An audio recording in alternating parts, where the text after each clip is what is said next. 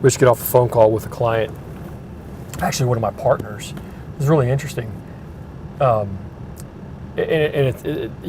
there's going to be a good side that comes out of this, but or a good ending of the story that comes out of this. But bottom line, she, her brokerage, partnered with a bank on a national basis to, take care of their lending leads, and instead of letting the realtors choose for themselves.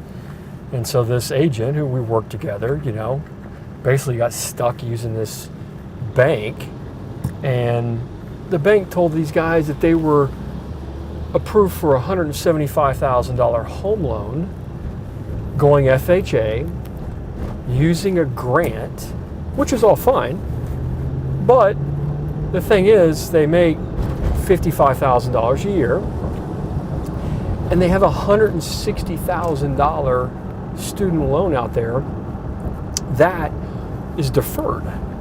Okay, so the realtor asked some questions of the loan officer. The loan officer said, "Oh yeah, we got it. We've already got it done. They're going to be good. You're going to be good. The loan's going to go through." So of course she writes the contract.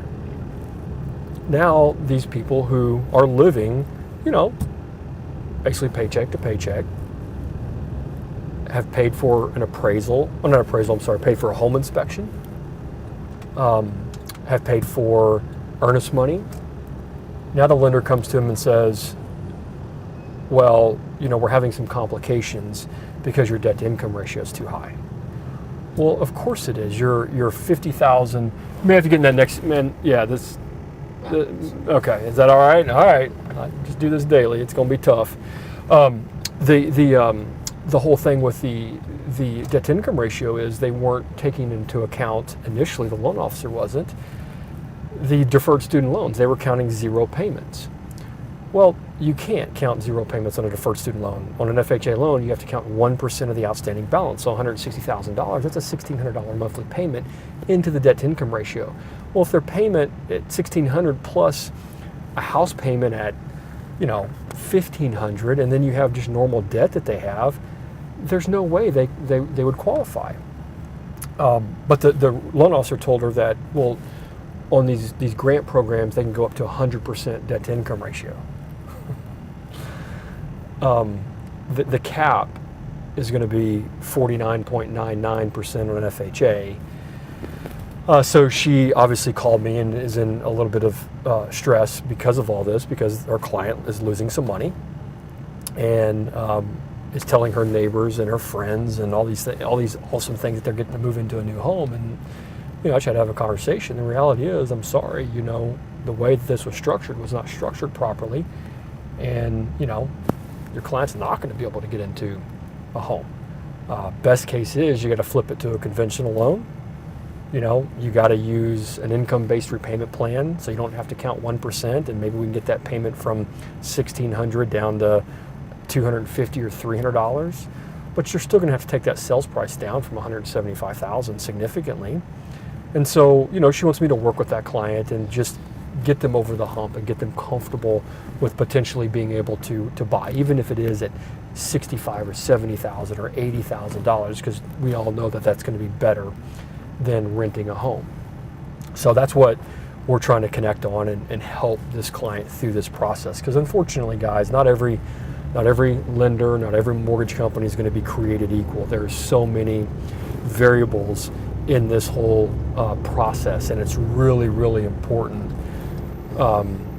for you to be able to select a knowledgeable local lender. This lender, guys, is from out of state, done 2 loans in the state of Texas, trying to put them on a grant program that the state of Texas offers. It just makes absolutely no sense. So my recommendation, realtors, look, fight your brokers.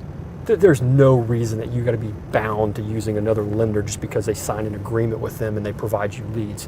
You have a fiduciary responsibility to take care of that client and get them with the right person that's going to make sure that person's taken care of, and that when you put them into a contract and they get excited and they start putting down money, earnest money, option money, inspection money, that you got them with the person that you can trust that signature. That pre-approval signature, you got to trust that. Trust is our number one currency. All right, so don't screw that one up. And potential clients, man, vet your lender. Ask them questions. Make sure they know what the hell they're doing. Unfortunately, a lot of them don't, right? Check them out socially.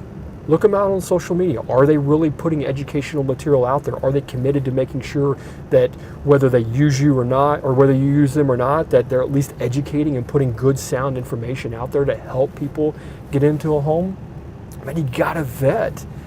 It's, I don't know. I mean, it's not that it's easy to get in this business, but for a bank, it's really easy. You don't have to be licensed to be a loan officer at a bank, which is ridiculous. Government, wake up on that one, will you?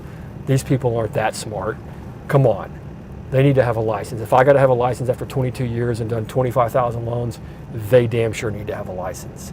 So let's get that straight. But get out there and vet, and make sure that you have good people representing you. If it's not me, that's fine. Just make sure it's a great, reputable lender that is committed to educating and that you can verify these types of things on a social basis. All right, but look, I'm headed to California. I'm gonna have an awesome time this weekend and see my two girls play volleyball. I hope you guys have just an amazing weekend. Just rock it out. All right, peace. Love you. Take care.